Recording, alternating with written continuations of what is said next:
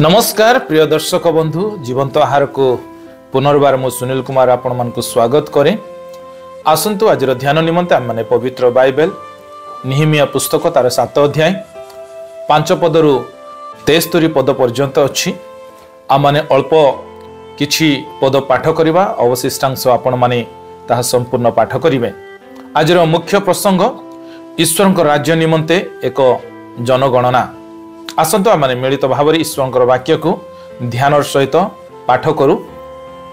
ए उतारे वंशावली क्रमे गणित हेबापाई कुलीन मानकु और अध्यक्ष मानकु और लोक मानकु एकत्र करने को मोहर परमेश्वर मो मनरे प्रभुत्व देले। आउ जो माने प्रथमे आसीथिले मु सेमानकर वंशावली पुस्तक पाइली, तहिरे यह लेखा थिबार देखिली। जथा जो माने बंदी रूपे नीत होइथिले सेमानक मध्यरु प्रदेशीय एही संतानगण प्रत्येक जेरुसालेम और जिहुदा स्थित आपणा आपणा नगर को फेरी आसिले। बाबिल रो राजा नबुकदनेस्सर एमानकु नै जाइथिला। एमाने सरुदाबिल, जेसुओ, निहिमिया, असरिया, रयमा, नहमानी, मर्दक्ष, बिलसन, मिश्वर, बिग बॉय, नहुम, बाना संगे फेरी आसिले।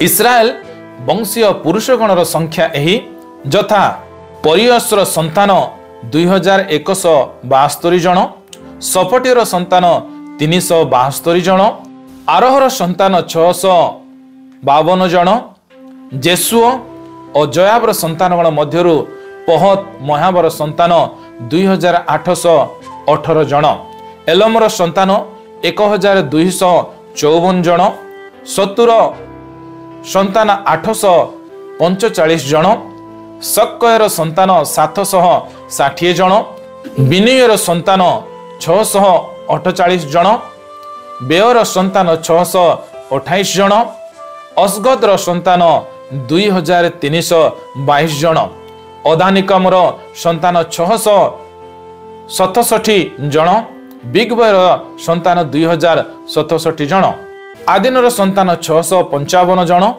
हिजकेर वंशजात आटरर संतान 98 जन, हसमर संतान 328 जन, बेत्सयर संतान 324 जन, हारिपर संतान 112 जन, गिबियनर संतान 95 जन, बेथलेम नटफार लोक 128 जन, अनाथत्र लोक 128 जन, बेत अस्मावत्र लोक 42 जन, किरियत जियारिम, कफिरार और बेरतर लोक 743 जन, रामा और गेबार लोक 621 जन।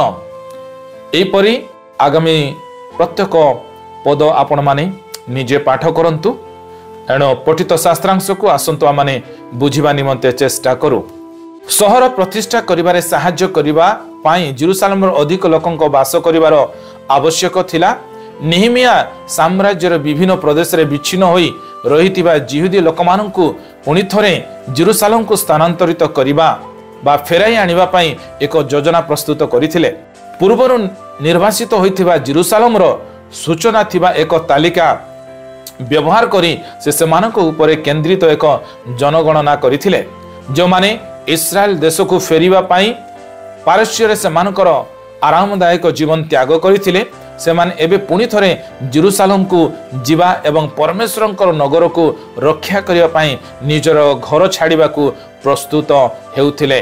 पठित शास्त्रांश रे ईश्वर की अटंती ताहा आसु माने देखु। 5 पद अनुसार एक सुस्थ संप्रदाय गठन पाई ईश्वर तांकर लोकमानकु ज्ञान सहित सजांती। परिवार पंजीकरण पाई जनगणना ईश्वर को द्वारा अनुप्राणित होइथिला एवं पूर्वरु संकलित परिवार तालिकार आविष्कार मध्य तांको प्रमाणर एक कार्य थिला। जेतेबेले आमे आम संप्रदायर मंगल बा कल्याण को ध्यान रे रखी योजना करू, ईश्वर निश्चित भावरे आमको आशीर्वाद पाइबार मार्ग देखाइबे। आजिर शास्त्रांश रे ईश्वर मानको कोन सिखांती मोर प्रिय आसु आमाने शिखु आपना आपना जीवन रे ताकू व्यवहार करू।